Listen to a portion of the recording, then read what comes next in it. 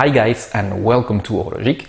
Today I'm going to be reviewing a watch that I should have reviewed a long time ago, the Orient Bambino. And as there's so many different generations and types of this watch, I'm going to be narrowing it down and I'm going to be reviewing the Generation 2 Type 1. And the one that I got has the black dial.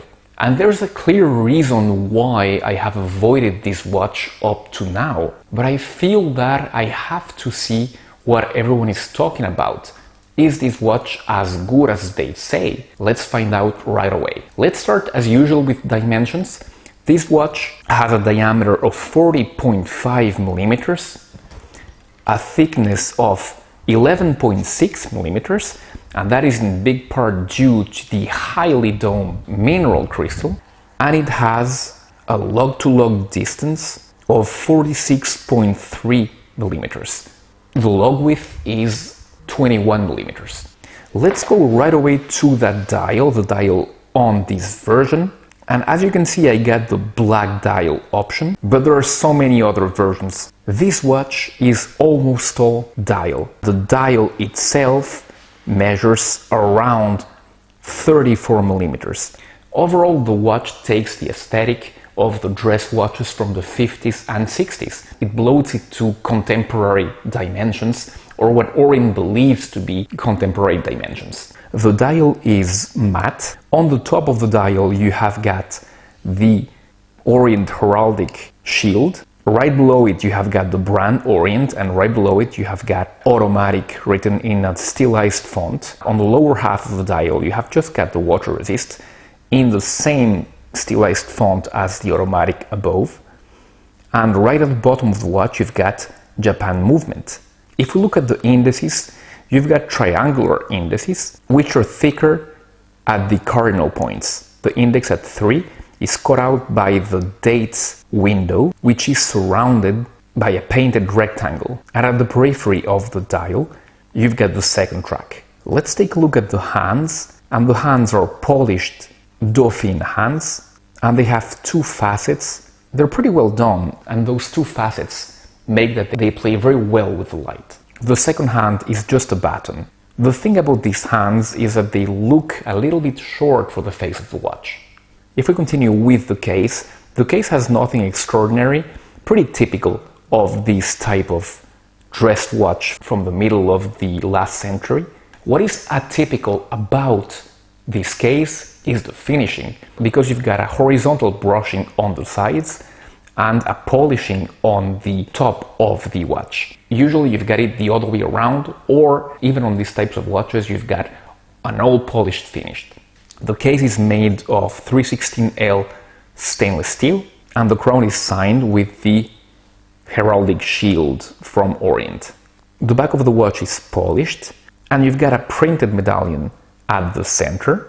Around that medallion you've got stainless steel, movement Japan, the characteristics of the movement, and the fact that it's water resistant, because this watch is water resistant to 3 ATM. Washing hands is okay, putting it in the rain is okay as well, but no showering and no swimming with it. The movement inside is the in-house F6722 caliber, which beats at 21,600 beats per hour, has a 40-hour power reserve, and is accurate to -15 to +25, which makes it much more accurate than its Seiko counterpart, the 4R35/36, which is accurate to -35 +45. So good for Orient there. The strap that comes with this watch is a genuine leather strap, 21 millimeters, tapers to 18.5, and it's a genuine leather with a shiny crocodile finish.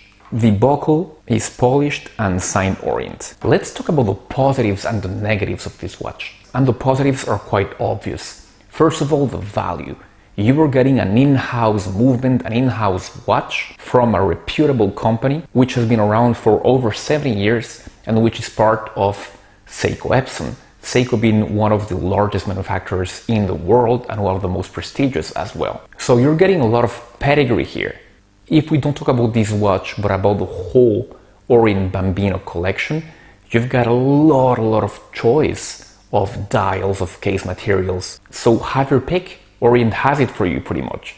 Then there's the style of this watch. It appropriates those characteristics of the elegant dress watch from the 50s and the 60s and brings it into the 21st century. It's not only about materials or accuracy or reliability, but it's also about size. And they have bloated this watch to, according to me, huge proportions. This kind of watch looks really good in 34 to 37 millimeters. Again, according to me, and those are the sizes that you had on the classic era of these watches. 37 was considered jumbo size.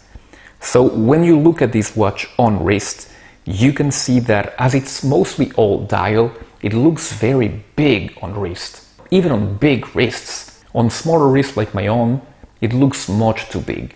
And this is only the 40.5 version. I cannot even fathom what the 42 version would look like. Then there's the quality of this bracelet. You can swap it easily, but I think that Orient could have done better here. They have done better even on their TriStar line, where they have put pretty much the same bracelet. It doesn't have this shiny finish, which makes it more elegant according to me. So I swapped it up for the bracelet on the Baudry, which is green, but looks very good with this watch, according to me, because it makes it a bit more interesting. Which leads me to another subject, at least on this version, this watch is pretty plain. It is elegant, but elegant at some point might become plain as well, especially if you leave it on the strap it comes with. I would suggest you an Orient that looks more refined, that has a hack in hand winding movement, and that is much more wrist friendly, and that comes at even a lower price than the Bambinos,